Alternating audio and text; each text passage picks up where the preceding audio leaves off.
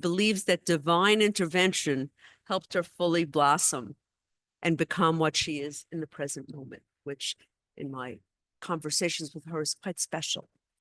Next, we have Neeru. Welcome. Neeru Om Shanti. Neeru Ailawadi is actually, and I didn't know this, the assistant director of IT at Stony Brook University. I didn't know that. In addition, she has been a student of studying Raja Yoga for 5 years, and she studies and incorporates the jewels of Raja Yoga for her inner peace, her happiness, her strength, and her decision-making in a very robust professional and personal family life. She also holds an MBA in marketing and finance. And certainly not least, we have Rupa Dadlani, who is currently working for my old place, Northwell Health Systems, but in a very important part, revenue cycle business as a medical auditor. She has been in Gyan for over 8 years, and through this knowledge, she maintains the stability of her emotional state.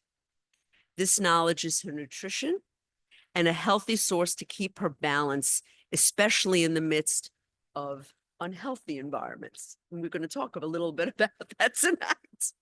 So let me just give a little briefing on what this is about. You heard that storm, right?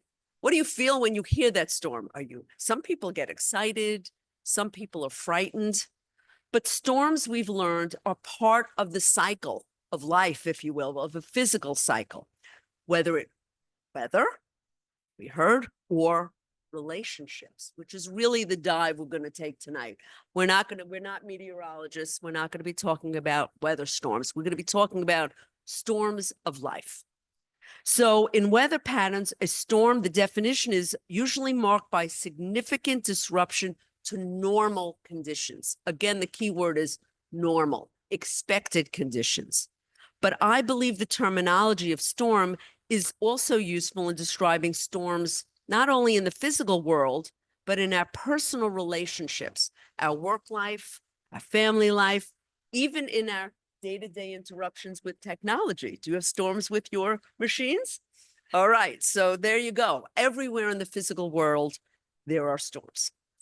The expression that I always used to like is ride out that storm, meaning to endure or withstand a difficult situation without being significantly harmed or damaged. Essentially, by riding out the storm, you're weathering the storm, be it in the physical storm itself, which we've been in the rain and thunderstorms, or at work, at home, so we can safely, what we hope, get to the other side of the storm during a challenging period. So the questions we're going to talk about tonight are, can we accept the storm as a normal part of the cycle in our lives, or do we fight the storm to get to the other side? And one last thing, I Googled online, what happens if we didn't have storms? And I was talking about weather. What do you think happens if we don't have storms? Is that a good thing? Not for the planet. Actually, disaster or not, storms benefit us, meaning the life on the planet. Tropical regions of the earth would be too hot to inhabit. The subpolar regions too cold if they didn't have hurricanes and typhoons to mix up the Earth's atmosphere and distribute the heat of the Earth efficiently. Storms are a natural part of transformation and evolution of the Earth's planet. Without storms, this planet would not exist and we would not be able to inhabit it. So think about that. And that's going to tie into what we're going to talk about. And lastly, and I'm going to shut up for most of the evening, thankfully, the panel discussion I went to when I was a legislator was on climate change many years ago with the top scientists in the Northeast. And a scientist I'll never forget from Columbia University calmly said to the audience, the planet Earth, we were talking about climate change and all the storms, and this was years ago. I don't think she realized what was going to be coming up next. She said, I'm not worried about the planet Earth. Somehow the mother planet will figure out and correct itself. she'll be fine, Earth. It's the human beings I'm not so sure about. So tonight, we're going to take that deep dive. We're going to explore the conversation of overcoming storms with our three panelists, Neeru, Rupa, and Payal. So let's start. I'm going to talk first to Neeru. Welcome. Just testing the mic. Okay. So I'm going to ask Neeru and Rupa the same question, but not in regard to weather, although you can touch on weather. Do you worry about storms? And if so, what is that fear and worry about? Is it the fear of loss? Can you describe some circumstances in your life of storms and how you deal with it, and is there fear? First of all, I wanted to welcome everyone who has joined here. Om Shanti and welcome to my Zoom family too. So we want to make this conversation interactive, and if you all can participate so that we can find it meaningful discussions and something we can take back with us. So having said that, who wants to worry about storms, right? Who wants to even think about storms unless we're actually faced with it? May it be the ones which you mentioned, which are external to us, climatic changes, there are hurricane warnings, and then that's when we start kind of fearing it. There's tornado in your area, there's hurricanes, all the climatic changes which you mentioned. It's actually very interesting, Michelle. I did not know to that extent, but thank you for sharing. That's when we as a human nature, we start spinning and we run to Costco, right? People are lining up there, collecting things, or piling up their groceries, piling up things just to keep themselves safe and secure. And then they worry. Just saw that a couple of months ago, fire in LA in Palos Verdes. People lost their homes. So they had the fear of losing their things, the tangible assets, their homes. That's a big thing that they feel. As a human nature, we all have that kind of a fear. The mind spins into all directions, making us feel insecure. We have to protect our family. That's the human nature, similar to what many others do, or even animals do the same. But something that really sets us apart is that understanding, deep down that understanding that everything around is temporary. Nothing is permanent. Nothing stays permanent. Everything is changing. Weather is changing, climate is changing, everything is changing. This body is perishable. Even that will not be there. So no matter how much you try to save, not. And living as a trustee and not getting attached to our things is the only thing which is different, is one of the other things which is different, which when in the face of the storm, we worry, but we with an understanding that body is perishable. Home, everything else which we have becoming old, new, become old, everything, all that will change. So yes, the element of fear is there, but with the understanding, with the knowledge, we get that understanding so that we are able to face that better, be able to handle things better. And there are storms at work, storms in the family, storms with people, which triggers some turmoil within. And we always say, it's that person. It's just this one did that, or the circumstances did that. And it's so easy to blame, but actually the reality is, it's all within us. It's all within us, which is a reflection outside. So it's actually my inner storm. It creates my outer world. So the outer world is a reflection of my inner world. So yes, when we are in the midst of the storm, we do worry. At time, we do get caught up. But how we kind of stabilize ourselves, that is important in the midst of that storm, which we're going to talk a little bit more. So there are storms in the workplace. That yes, and honestly, it was very beautiful that this week alone, starting I think last week, there was storm at my work. A lot of situation because there is a team of people that I'm managing, and everybody has a different nature, different habit, different sanskars, different age group, different sanskar, they all are different. And one of them, the part that the person had to play was, he has a nature, a sanskar of comparing, checking out others' salary, others, how they are growing, and comparing himself or herself with others. And what happened is in that midst that started criticizing, complaining, dissatisfaction, all those emotions. And a lot of complaints to the management, not doing this, not doing that. And I'm trying to understand, trying to listen. And even I felt that I was getting caught up. I was feeling I was getting caught up, and I was trying to settle, calm him down, trying to get management involved, made a futile effort of getting the management, and had that thing that maybe things will go fine and it'll be smoothened out with the person, what he's complaining. Maybe we can understand his demands, maybe pacify something, but not that I realized. The management got into conflict with him and made the things even went south. And here I am sitting in the Zoom meeting, seeing these people all go back and forth. And the person finalized his thing that he was deciding that he'll retire, but he said, now I am retiring. And there was my storm. He's been here for decades. He has been supporting the system. All the list of queues came in, questions. Who's going to do this? What is going to happen? When is I going to get this? And all that worry, the storm started rising within. Do you ever have a situation at home or work where you start worrying about things? Do you guys have? Yeah, so the mistake I made that I realized later after I was able to see that, the situation was outside, but I internalized it. I took it to my mind. And then I started thinking. The more I started questioning, who's going to do this? What if he leaves? What if system comes down? What if somebody's asking for some support and I can't have people? People are gone. And then what's going to happen? All the list of who, what, why, when, all that stuff.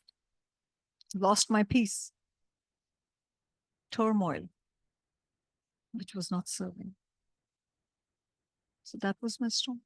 I had no fear, but there was an element of worry, but I was not thinking about it before. So I was not expecting that, but it happened. I'm going to come back to you and we're going to discuss the equanimity that came, because you've changed already since we last spoke. You've obviously churned this.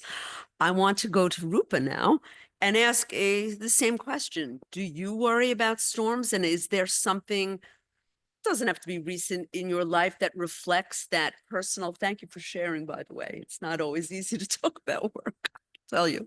So, Rupa, what's going on in your life? Is it perfect, or do you have storms too? And do you fear them?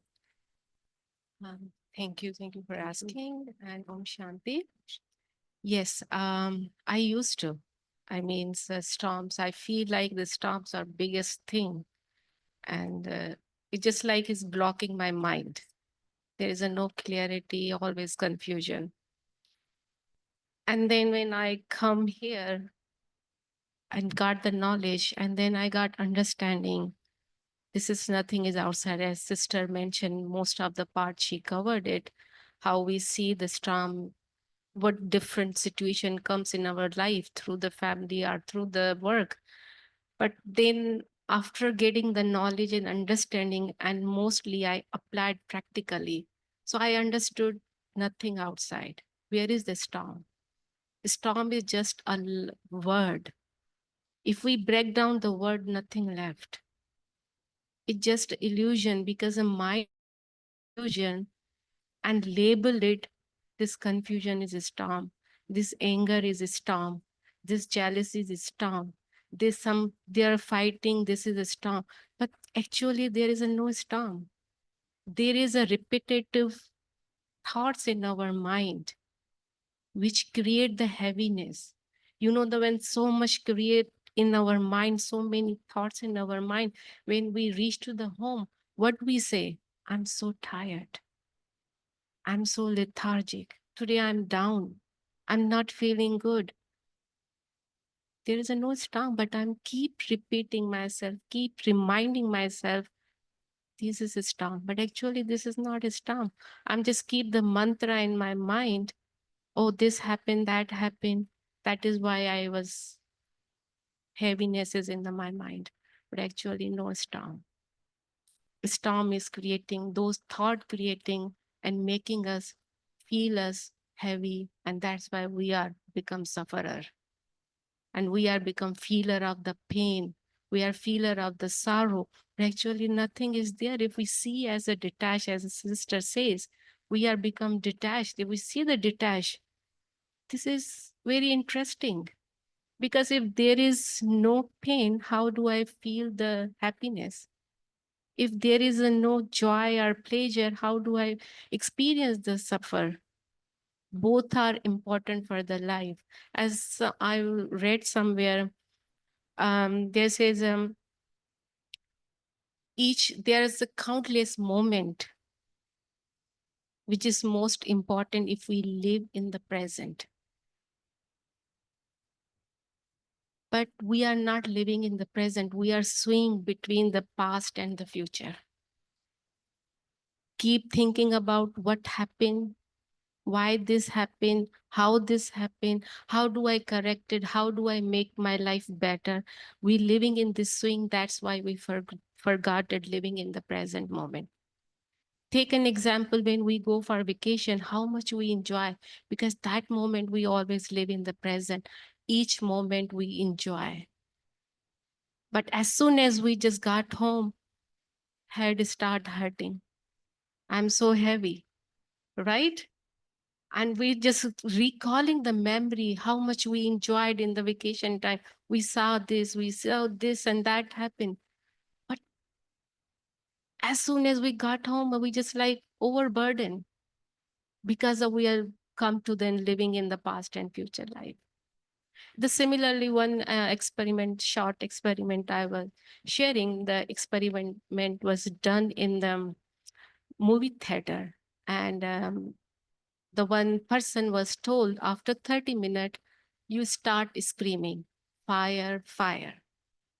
And the guy, the man who did same thing, he start fire, fire, and all the audience start running towards the exit door, and so much stumbling here and there. And even though the theater personnel were saying there is no fire, but they don't want to listen him, but they listened the guy who was screaming. So they went out and they saw there's no fire. See, because those who were sitting in the theater, they were not present. Their body were there, but their mind was somewhere else. If they were present, they know the commercial building are fully equipped. There is a no alarm went off. There is a no smoke alarm was there. Everything is sprinkle was not on there. So if they were present, they analyzes first. But so much heaviness, so much confusion, we do not figure it out. That's why we said this is a storm, but actually it's no storm. We are confused by our own thoughts. So this is, thank you. Thank you. Thank you both for number one, most important, and that's why you're here, personalizing it, because I think that's part of this discussion is it's not just academic. These are personal things that we all go through. The next question that I have, and I'm going to ask Payal this, and both of you afterwards, how do we gain equanimity in the face of the storms before us? What can you give us some tips on that? And I'm going to ask you for specific practices. You've touched on it, but what you do, your affirmations to avoid it. So thank you. Om Shanti. Thank you. Welcome everyone. And yeah, Sister Neeru and Rupa, Sister Neeru really went into the detail about the actually in real life that the storms that we are facing. And I really liked Sister Rupa. She really focused on the way of thinking and the mindfulness. So when I heard about this like topic of storm, I really reminded myself. I remembered one thing. Many asked this question to me. You are so young. Do you really experience storm? But when I talk to myself, a storm could be for anyone and anything, right? For a small child who is going to a school, somebody told something to that child and he is having no, he's not happy and he's losing his self-respect, going home, talking to parents. Okay, I don't like crying in front of the parents. And what the mother or what the father would do, mm, like a child, they are explaining to them, like, okay, everything is fine.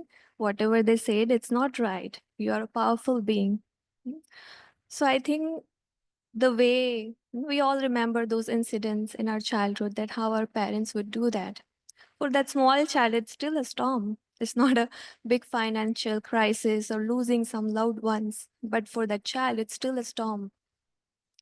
So yeah, there are different levels. So I think uh, I know that I do worry about the storms. To add to that answer, but at the same time, I also have the realization that it's even not a normal way of living. Worry, inattention, hopelessness, peacelessness, that is even not a normal way of living. So really focusing in the amidst of the all the storms, let me focus on, like, I know that after the day, night is going to come. But when I'm in night, I don't question why this night is here, why it is here, why it's not always the day. But when it's a night, I do whatever I have to do. When there is a day, I do whatever I have to do. I don't question, I don't blame the cycle. So this life is also a cycle of, days there in the life, the night will come. But I'm really focusing on that when I'm in the night, mm, I know that the storm is going to pass. It is temporary. So I'm really focusing on what I have to do during that storm, which will help me to come out of it. Because I know it's going to end. We all know that, right? Storms are temporary. So, really paying attention to my thoughts. And as Sister asked the question, that how to gain the calm, the composure, the equanimity uh, during the time when the storm is there. So, when we have a savings account and checking account, so uh, we little by little every month we take out some, mm, and put it aside, so that when we have the actual crisis, when we are facing something, we have enough to pay off that loss, right? We all do that, right? So when we have enough saving, and when we are experiencing that loss, it could be financial crisis, it could be losing someone, it could be some internal storms like anxiety, stress, depression. So I know that I do save some money, so that I know that I will use it when the time is needed. But how do we save in the real life situation? What is our saving account? Anyone could guess? How do we empower ourselves so that when actually the storm comes, we are ready to face it? What would be that saving? So actually, we all have the treasure of the time, treasure of our thoughts, treasure of all the virtues that we have, you know. So instead of thinking about that, okay, the storm is going to come, what will happen, or fear of something which has happened in the past, it will come again. And I'm in that thinking. But instead of that, let me be creative. Let me build such experiences in my life. For example, helping someone, or maybe engaging myself in a creative activity. Little baby steps, what will happen? It will give me happiness. It will help me to gain the blessings from others. It will help me to build relationships with everyone. Then what happens? I'm building myself. I'm empowering myself. And when actually the time comes, which can come anytime, it's unpredictable. We are living in the world of unpredictability. So what will happen when the time, at least it will be reduced to the point that I'll be able to cross it with ease, with smooth. Like in COVID, there were many, COVID passed, but the anxiety, stress, it still remained. The remnants still remained. But there were some group of people, they engaged themselves in such a creative activity, social activity, spirituality, and they used that time, they used that energy, and they built themselves. And when everything was finished, they were still on their regular way of living. So it's actually actively, it's a very wonderful thing that we are human beings. These are a non-living, like this chair, this table, this sofa, even the animals. But out of everything in this whole world, we are such beautiful beings. We are human beings. We are very complex. We have higher goals. And isn't it such a wonderful thing that, we can sense, we can experience, we can feel, we can do higher, with our thinking. So it's when in the amidst of storms, what I can do, that I can, three virtues like hope, faith, and courage. These three virtues are very important. And I actively talk to myself as the mother talks to the child. I actively try to come out of it. Because if I sit and in a passive mode, do nothing, nothing is going to happen.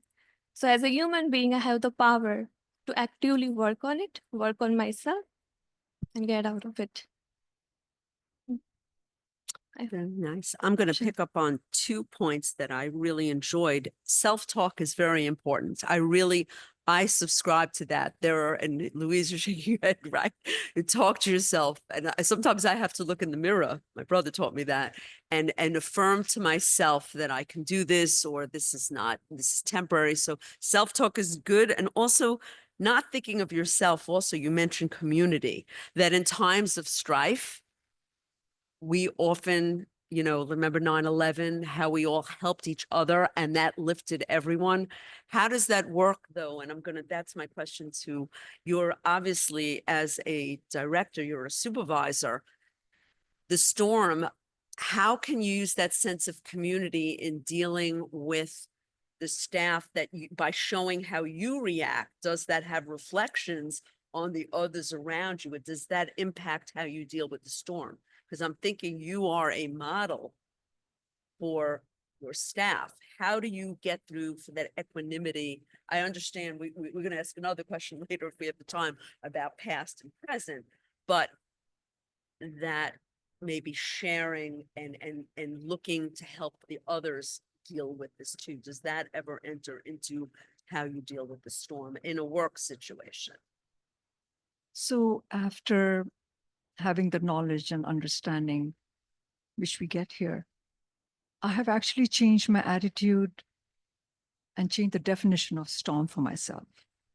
For me, storm actually represents, the S represents self, T represents transformation, O represents an opportunity, R is my reform, M is me, mine, and S is the sanskar. So basically, storm is nothing.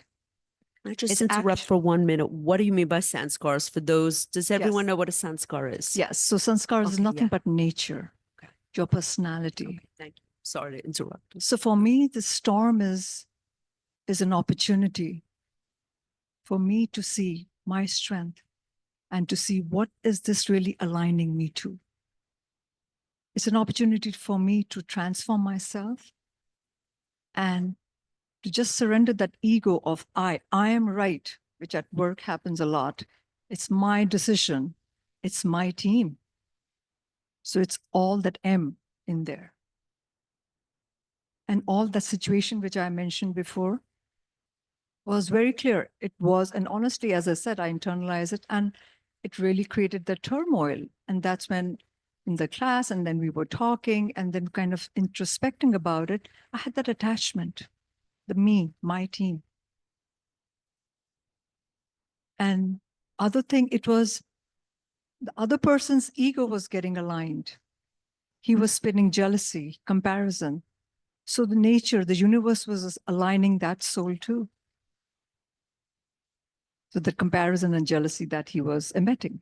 So at my workplace, I need to have that clarity that the things that really keeps me stable is knowing, and not just knowing. I know many times it happens, we switch back and forth, 100% with conviction, accepting whatever is happening is accurate, it's fixed, and it's beneficial for me.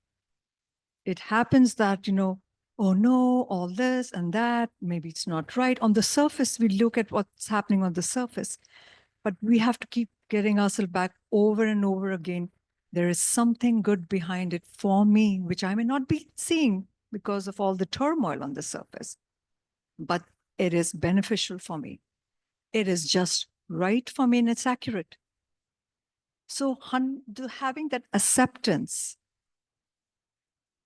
and faith in yourself, faith in God, and faith in whatever the situation is bringing is very, very powerful. So with whatever happened, of course, the team's morale is low, they're getting influenced and so just seeing that if their manager is saying all will be fine.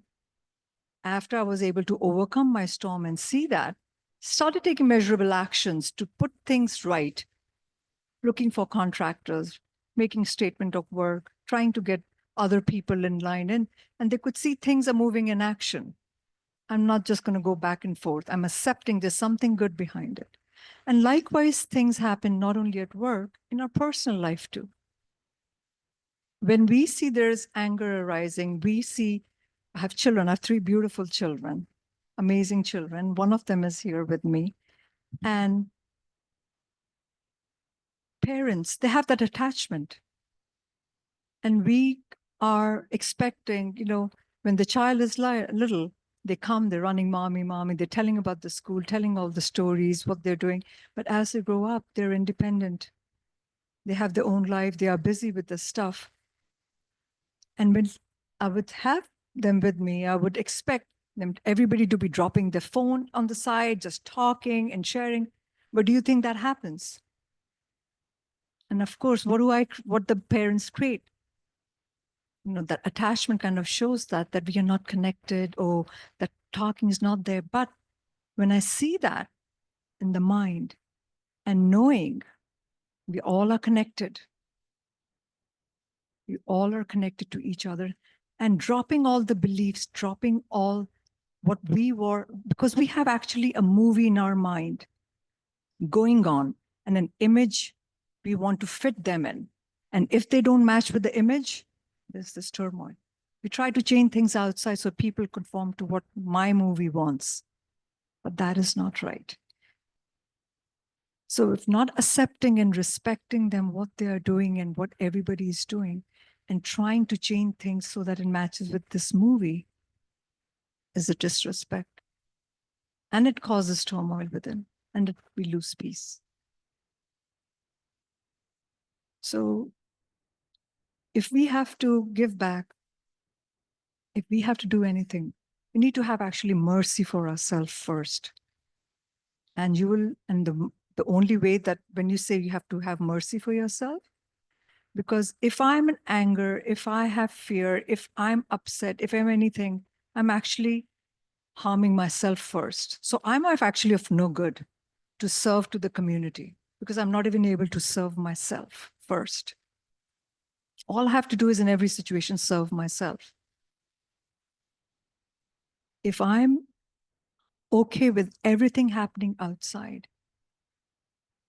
no matter what, and I keep my inner strength, peace, and love for everyone, so I'm actually having mercy for myself.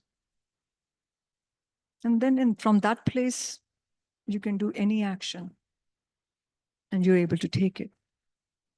one of the beautiful analogy. I want you to try something just for a minute. Close your eyes and think about a person. Think about a person with whom you always face a storm. Close your eyes just for a few seconds. Think about the situation. Think about a person. The image comes of a person. As soon as the image comes, there comes their story. There comes the expression. There comes their word, what they said. All the past comes flooding in the screen of your mind. Everything happened years ago, days ago, or minutes ago. But it is so real in our mind. What they said, how they behaved, how they looked. It's so real. You're seeing that in the screen of your mind. Now, as one of the things that I do and I'm trying to practice, see that emotion come up. Imagine an ocean, deep ocean. All the waves are coming and going, rising and falling. Your thoughts are coming and going. Your emotions are also rising. Your thoughts are coming to go. You don't need to fight it. Storm doesn't fight it. Ocean doesn't fight it. Even if they're choppy, even if they are stormy, let it be.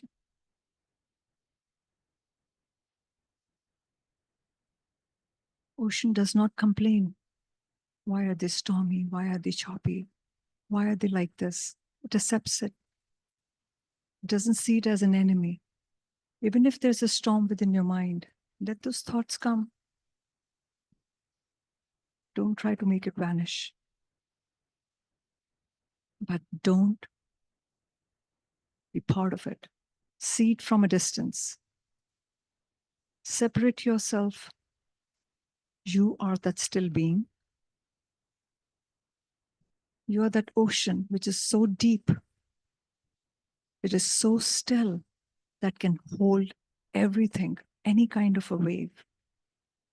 So you are that still, silent, peaceful being that can hold every thought, every emotion, every feeling, and still not get touched. Because you are that peace. You are that stillness. And you are eternal. And that thought, that emotion is not touching you.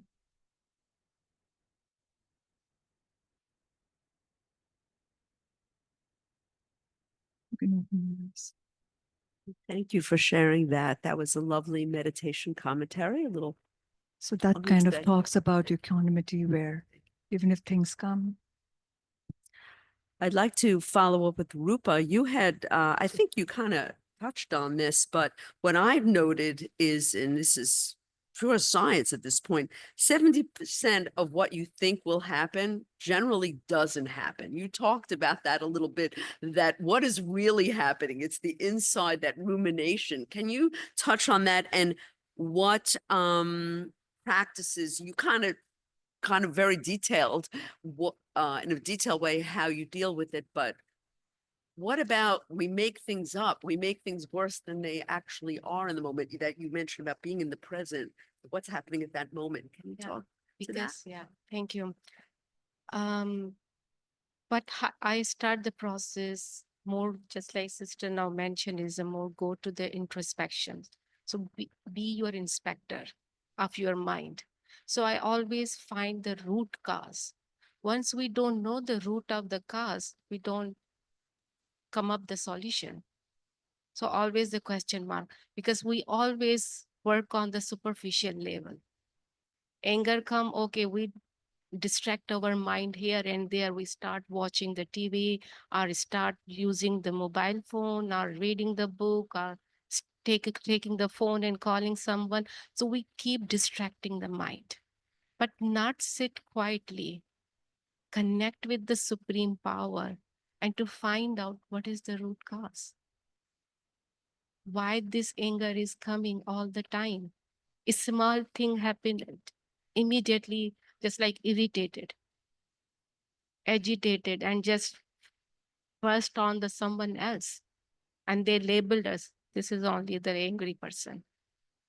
Or some jealousy, whatever you take the negative energy, it has a root. So I always go deeper and to find the root, what was the root? There's someone girl, I find the one story is I learn a lot from that one. The one girl was molested in her childhood. And she, after a certain time, she forget at that moment. But deep down, the anger was there, seated. And she grown up with so much anxiety, depression, angry. She unable to keep the friendship. I mean, she wasn't social life because her anger, everybody get away from her because so much anger is grown with her, but she didn't identify what was the root cause because whatever happened, she was child, didn't know what happened. But as she was grown, then she find out the psychologist, and psychologist walk through each step. It's just like a layers of the mind. We have to take one of the layer off and then go deeper and deeper, find the cause. Then the psychologist help out. Oh, this is the reason because something happened with you and you are holding that grudge, and you just that grudge you're not having a trust with anyone, and you are just feeling so anxiety within yourself, you feeling everybody is hurting me. That is the reason make you away from the social life. So then she work out with her anxiety and everything, psychologist with the psychologist, and she start living her life. Similarly, our supreme psychologist is here, always present. We don't need to pay him. He's always available 24/7. If we sit quietly, connect with him, and go and check within yourself, what is the cause? What is this reason making me I have to buy this? I mean, there is some gap there. So we're trying to fulfilling our gap by doing the shopping because this is also distracting our mind.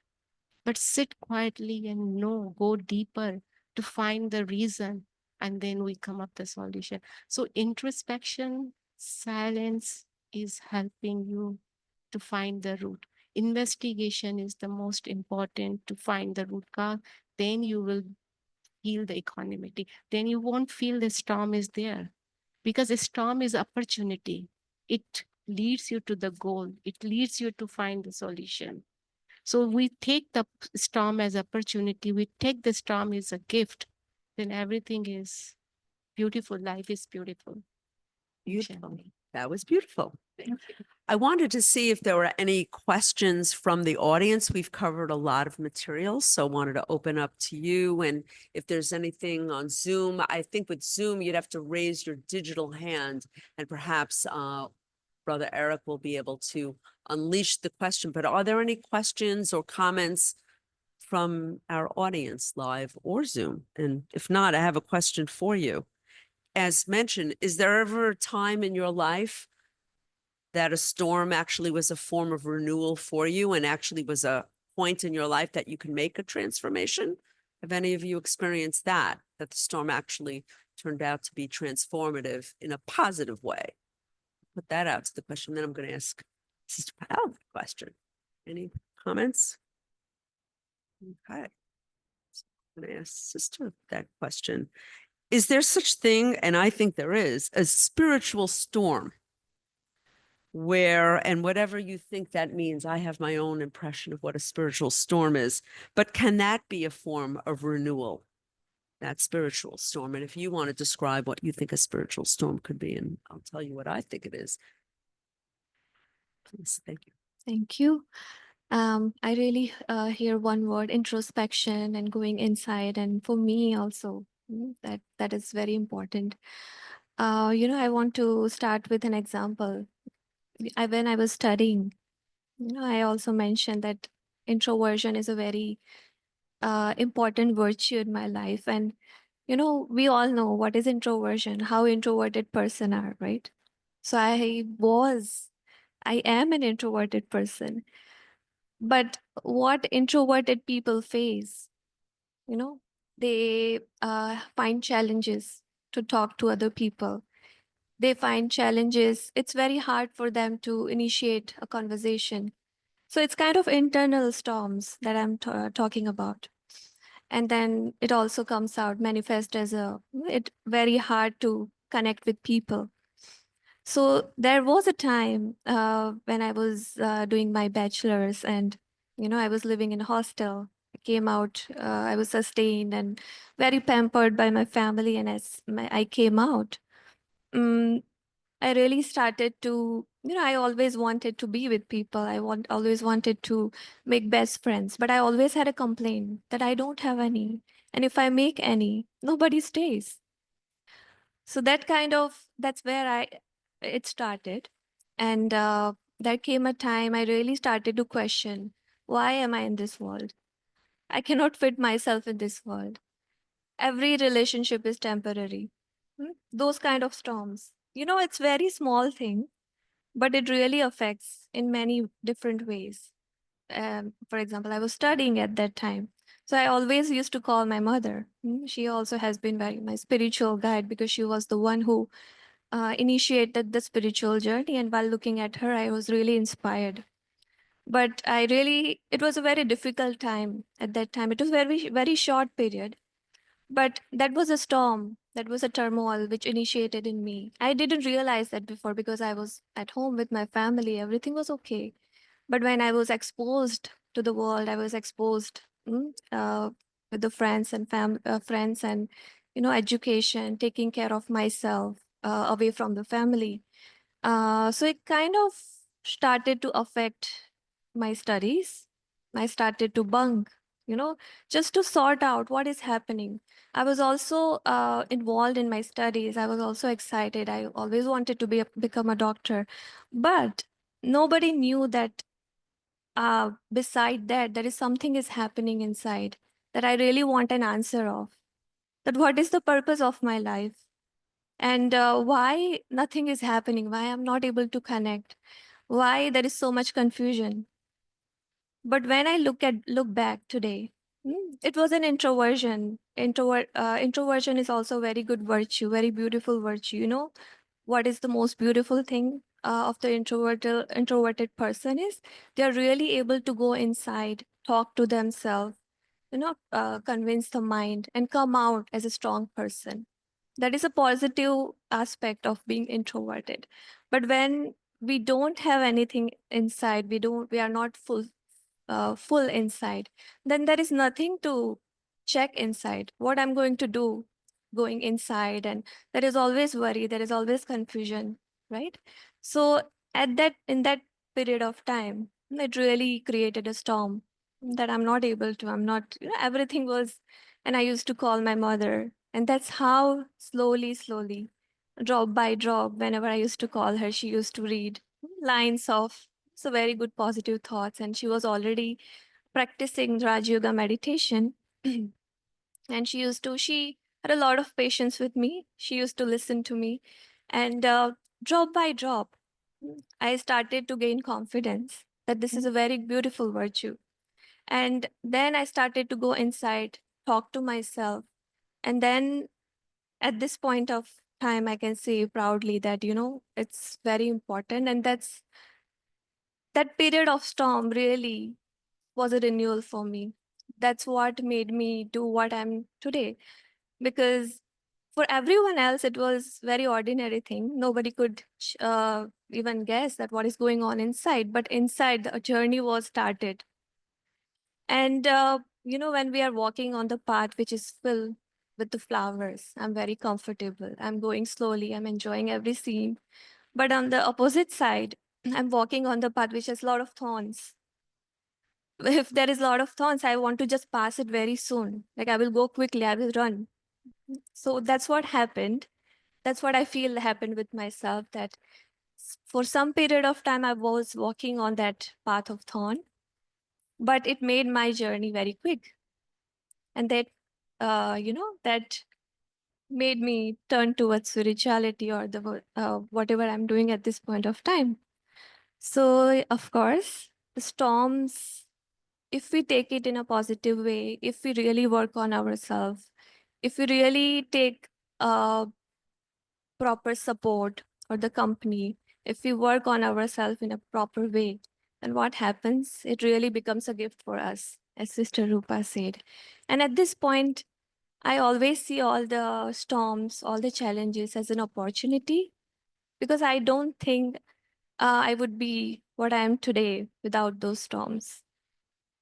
Even keep aside ourselves, but even our body has that mechanism. When we have an infection, inflammation, what happens? Body tries to adapt. There is a redness. I'm hurt here, there is redness, there is inflammation, swelling, and in worst case, there is a fever. Body is trying to cope up and try to bring everything in harmony. So I have the bottom line. I have that slogan very firm in my mind that the storm is coming so that everything is back into the harmony. The storm is coming. I don't need to worry. But what I have to do is what I need to change in myself. How do I transform myself?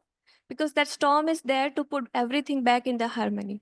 So let me choose the right response, right way of dealing it, and everything else will be back into the harmony. Same as the storms does.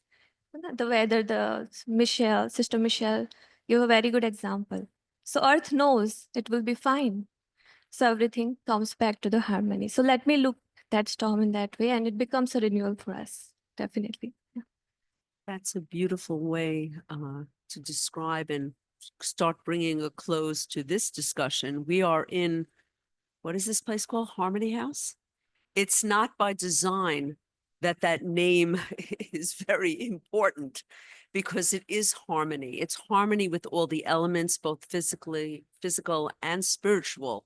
And when everything is in balance and you have that equanimity, you're in harmony with yourself.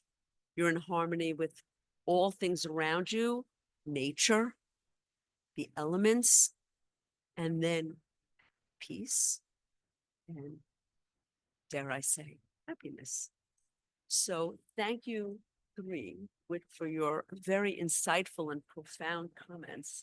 I got to know a lot more about it. It was really a delight, because in speaking to you, I got to learn a lot about you, things I didn't know. And that's always fun too, that community that we don't always get, but talking and sharing really made a difference. And this has been a wonderful experience, I want to say, for me too. So thank you. So with that, Sister, will you tie it all together with a beautiful bow? And let's do a quiet meditation together, an introversion, some introversion. Thank you.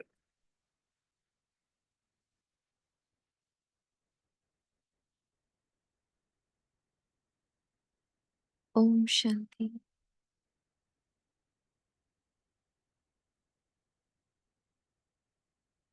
In this next 5 minutes,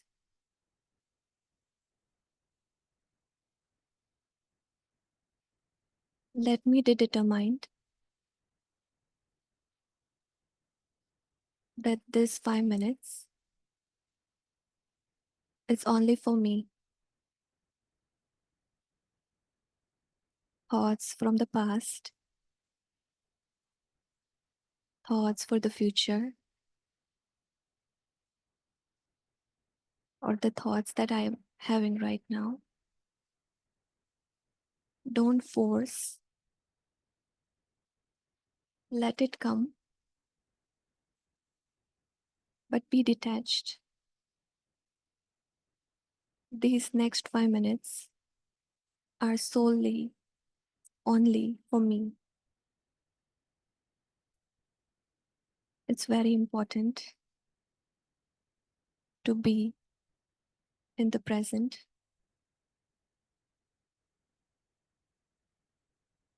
These next 5 minutes are going to charge me.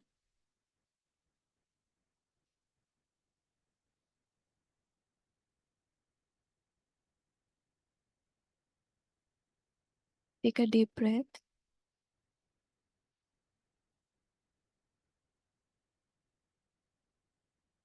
Breathe out. Observe how you're breathing, the pattern of the breathing. Is it slow? Is it fast?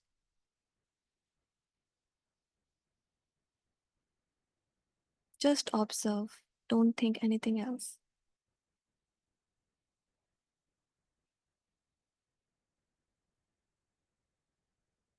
Slowly bring your attention to your thoughts. Just observe the thoughts that I'm having. Don't think anything else. Just observe.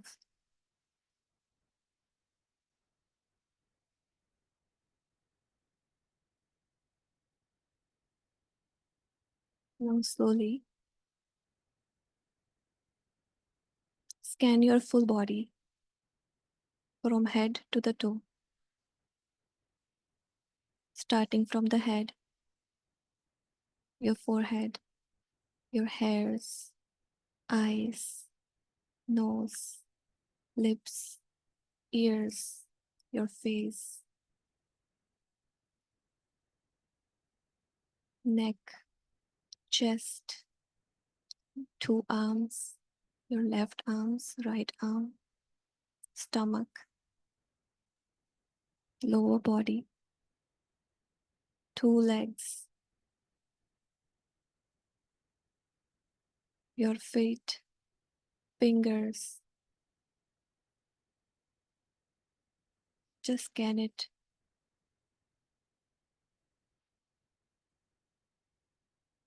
And realize that this body is made up of 5 elements.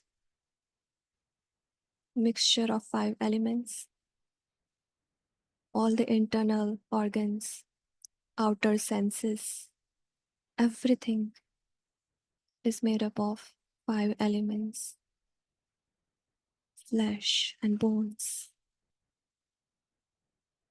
As we know that the body is made up of 5 elements and it is going to go back to the 5 elements. Then slowly I realize that if my body is going to go back to 5 elements, who am I? Who am I?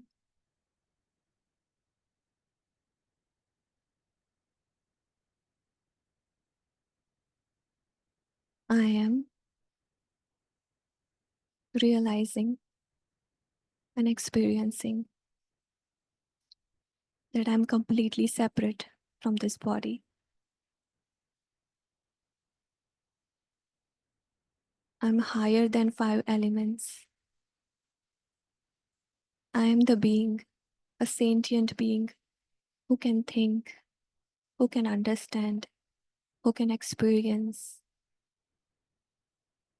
who can analyze and come to an action after making a decision, complex decisions. I am separate from the body, a powerful being who is beyond 5 elements, the most powerful, and it can overcome anything and everything. When I stabilize myself in my true sense, when I connect with my true self, I can really overcome anything and everything that comes in front of me. And when I realized that, I questioned myself. Who created me? Who I belong to? If I am such a powerful soul, powerful being, my creator is also so powerful. My creator is a supreme being, God, supreme power, divine power, who is ocean of all the virtues.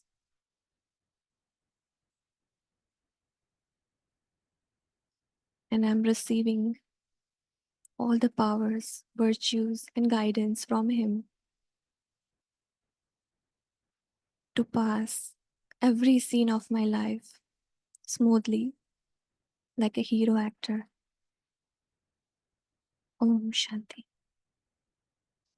Om Shanti. Just two quick announcements. Thank you for that lovely. Okay, you want to? Well, I'm just going to quickly say that we'll see you next week. Thank you all so much for being here, and Zoomers, thank you so much. And Brother Eric, thank you for that wonderful storm. And thank you to the Supreme Being, for without we would not be here. We have next week, we have another wonderful, insightful Thursday night conversation. And can you speak well, just to talk about Saturday? No. I want to thank you, and I want to thank Sister Michelle for beautiful commentary. I won't keep you, but we do have next Sunday we have Brother Eric. No, I'm sorry. Next week we have Brother Eric, and he will be talking about storms happen. And so that's what's here next week. I know you enjoy him. On Sunday, this Sunday, we have our meditation for world peace right here in person. Or if you see the flyer on the back bulletin board, there is a link. You can join on Zoom.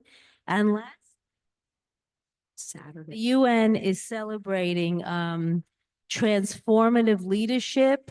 This is a Zoom-only event that's 4 to 6 on Saturday. I will be there, as many of us as possible, BKs and those of you who are not BKs. It's UN International Women's Day, and the title of this is Stand Up, Divine Sisters, and Take Your Place. So we're talking about people who assume leadership as women, people who want to, and I hope you can join us on Zoom. And that's all I have. Thank you again, everyone. And we have Toli and blessings as you leave. Om Shanti. Thank you all.